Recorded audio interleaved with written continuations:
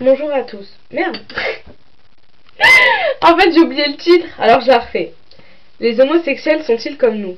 Bonjour à tous. Je suis Kessenai, jeune étudiante en terminale L, et je travaille dur pour chaque jour vous faire part d'une injustice ou d'un fait de société qui me tient à cœur.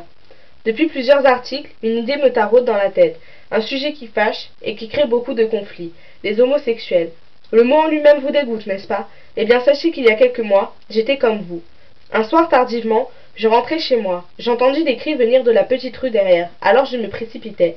Un groupe de jeunes était en train de s'attaquer à une fille, blonde, grande et mince. Elle me paraissait si belle.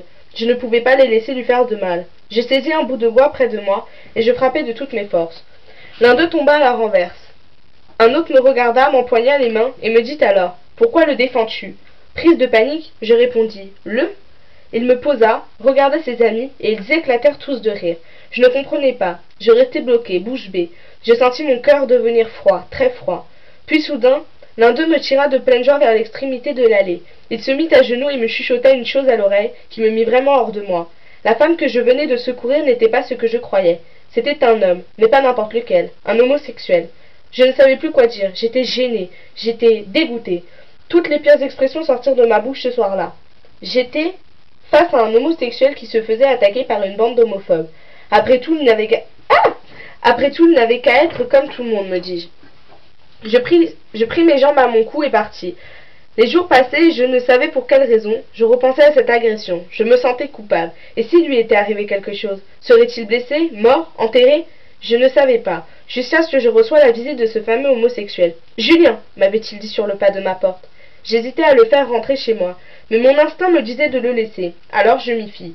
Pendant plus de 4 heures, il me racontait sa vie, ce qu'il avait enduré. Puis la conversation prit fin sur le seuil de mon jardin. Une larme coule dans ses joues et me lança un court « merci ». Voilà enfin la fin de ce beau récit. Pourtant, vous ne ressentirez jamais la haine, le dégoût et la honte que j'ai eu une fois l'histoire de Julien terminée. Sans doute vous vous dites, les homosexuels c'est sale, ce sont des tapettes.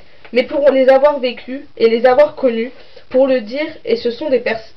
Je me suis totalement compris, je vais reprendre. Sans doute vous vous dites, les homosexuels, ce sont des gens sales et des tapettes. Mais pour les avoir rencontrés, je peux vous dire que ce sont des personnes normales. Ils sont comme nous, mangent comme nous, se lavent comme nous, ont la même apparence que nous. Seule leur sexualité change. Mais leur sexualité n'est-elle pas du domaine privé? Cela ne regarde-t-il pas qu'eux et personne d'autre? Moi je pense que oui. Et je suis doublement sûre que dans le fond de votre cœur, vous pensez la même chose. Regardez le nombre d'homosexuels et de femmes ou d'hommes qui se font agresser, tuer, insulter par jour.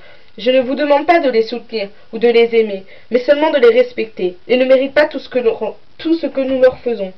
Ils ne méritent vraiment pas tout ça. Pourquoi le monde n'est-il pas plus tolérant? À cause de ses mauvais jugements, Julien est psychologiquement paranoïaque. Il cauchemarde la nuit. Plus jeune, il avait une vie normale. Et depuis qu'il s'assume, il fait des dépressions. Il est dépressif depuis quelques années. Il ne sait plus où il en est. Il ne prévoit plus de projet car chaque jour est à surmonter. Je m'adresse aux hommes dans ce petit message. Je dis par petit car ceci tient en quelques lignes. C'est la triste vérité. Pourquoi les lesbiennes seraient-elles vues comme un fantasme, ou voire soumises, et les homosexuels comme de vulgaires tapettes?